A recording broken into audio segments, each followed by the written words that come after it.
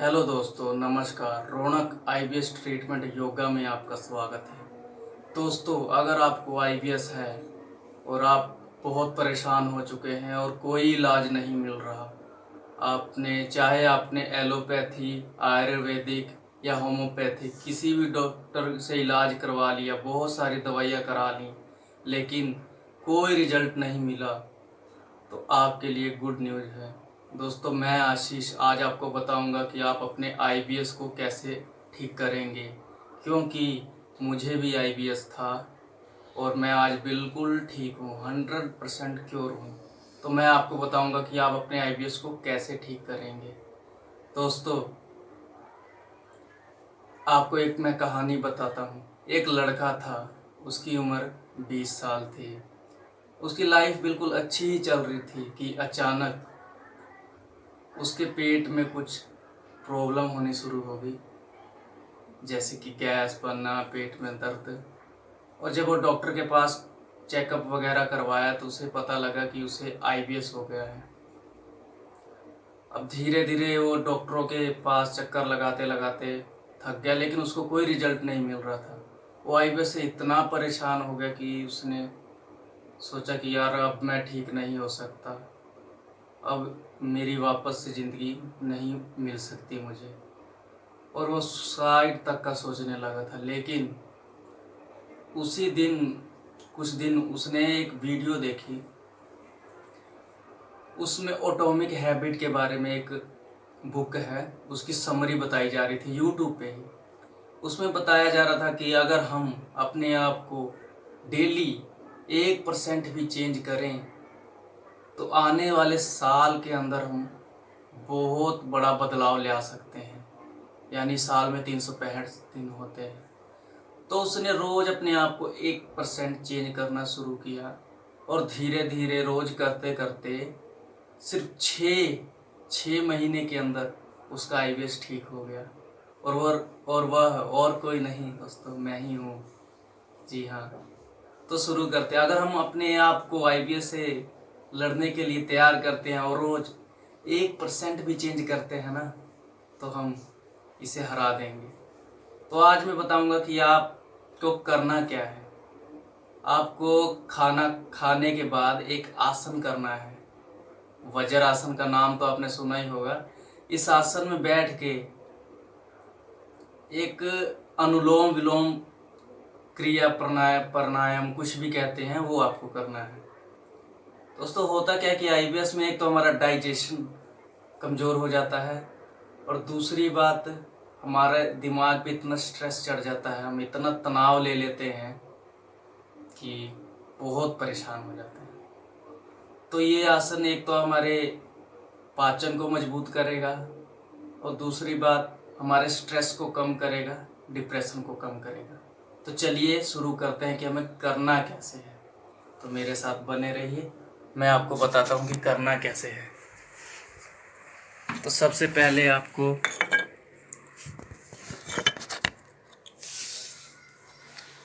वज्रासन में बैठ जाना है। खाना खाने के बाद वज्रासन, जैसे कि आपको पता ही है, इस तरह पैर करके एड़ियों के ऊपर इस तरह बैठ जाना है। इस तरह बैठने के बाद अगर आपको ऐसा करने में प्रॉब्लम आती है किसी तरह की, तो आप यहाँ तकिया रख सकते हैं। जिस तरह यहाँ आप तकिया रख कर, इस तरह तकिया रख कर भी बैठ सकते हैं। तो इस तरह बैठ जाना है। अब आपको बैठने के बाद एक हाथ को इस तरह बनाकर नाक पर रख लेना है, और इस तरह, ये पहले हम लेफ़्ट से शुरू करते हैं इसको। तो इस तरह 1 2 3 4 सांस लेनी है। 1 2 3 4 5 6 7 8, और सांस छोड़नी है। फिर लेनी है 1 2 3 4 5, फिर छोड़नी है 1 2 3 4 5 6। फिर कुछ देर के लिए अपने आप को रिलैक्स करना है। इस तरह रिलैक्स करें, शांत होने दें बॉडी को, बिल्कुल धीरे धीरे शांत होने दें। आप देखेंगे कि आपकी बॉडी रिलैक्स हो रही है। जो तनाव में मन था, दिमाग था, वो रिलैक्स हो रहा है।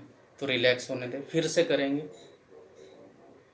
1 2 3 4, 1 2 3 4 5 6 7 8, यानी 4 की काउंट में आपको सांस ले लेना है और 8 के काउंट में धीरे धीरे छोड़ देना है, और फिर जिधर से छोड़ा उधर से ही लेना है। 1 2 3 4 5, 1 2 3 4 5 6 7 8, धीरे धीरे छोड़ना है। फिर से लेंगे। 1 2 3 4 5, 1 2 3 4 5 6, इस तरह करें। फिर आंखें बंद करके थोड़ी देर रिलैक्स, एकदम आराम से रिलैक्स करें। शुरू शुरू में आपको अगर पैरों में दर्द हो तो आप ज़्यादा समय ना बैठे, कुछ ही समय बैठे, लेकिन धीरे धीरे अभ्यास के साथ आप वज्रासन में 10 मिनट, 15 मिनट, 20 मिनट बैठने लग जाएंगे। इसमें एक बात ध्यान रखने वाली है कि अगर किसी का पैर या घुटने में कोई तकलीफ़ है, कोई ऑपरेशन वगैरह किया हो, तो वह व्यक्ति ना करे, बाकी सब कर सकते हैं। अब बात करते हैं कि इसको कितनी देर करें। तो शुरू शुरू में 2-4 मिनट करें, धीरे धीरे टाइम बढ़ाएं, और इसका रिजल्ट बहुत अच्छा है। क्योंकि इसमें हो क्या रहा है कि जब हम इस तरह बैठे हैं तो सारा ब्लड इकट्ठा होकर यहाँ आ रहा है, पेटों पर आ रहा है, तो इससे हमारा पाचन शक्ति मजबूत होगा। और नंबर 2, जब हम यहाँ से सांस ले रहे हैं तो ये जो माइंड में टेंशन है ये भी कम हो रही है, तो ये माइंड की टेंशन कम होगी। तो 2 फायदे इसके हो गए।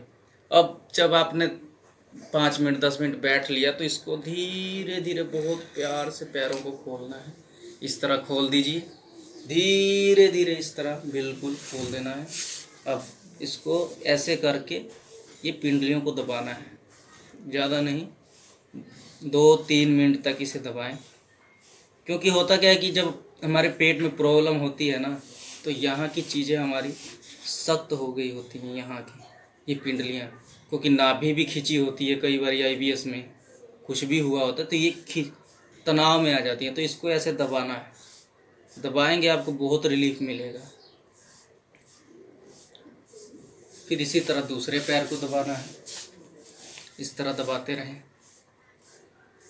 मैं कहता हूँ इसका बहुत बढ़िया रिजल्ट है, आप एक बार करके ज़रूर देखना। IBS एक दिन में ही आपको इसका 10-15% रिलीफ मिलेगा। आपको जो भी तनाव है, आपके पाचन की शक्ति मजबूत होगी। तो उम्मीद करता हूँ कि आपको वीडियो पसंद आई होगी।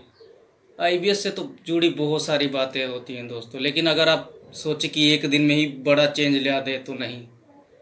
हम अपने आप को अगर 1% रोज़ भी बदले ना, तो आने वाले दिनों में हम बहुत बड़ा बदलाव ला देंगे, और इसे हराना कोई बड़ी बात नहीं है। मुझे पता है IBS कितनी बुरी बीमारी है, लेकिन इसको हम हराएंगे और जीत के दिखाएंगे। अगर आप कुछ पूछना चाहते हैं तो नीचे कमेंट ज़रूर करके पूछ सकते हैं, मैं उसका जवाब ज़रूर दूंगा। अगर आपको वीडियो पसंद आए तो एक लाइक ज़रूर कर देना भाइयों, क्योंकि मेरा मकसद कोई पैसा कमाना या पब्लिसिटी नहीं है।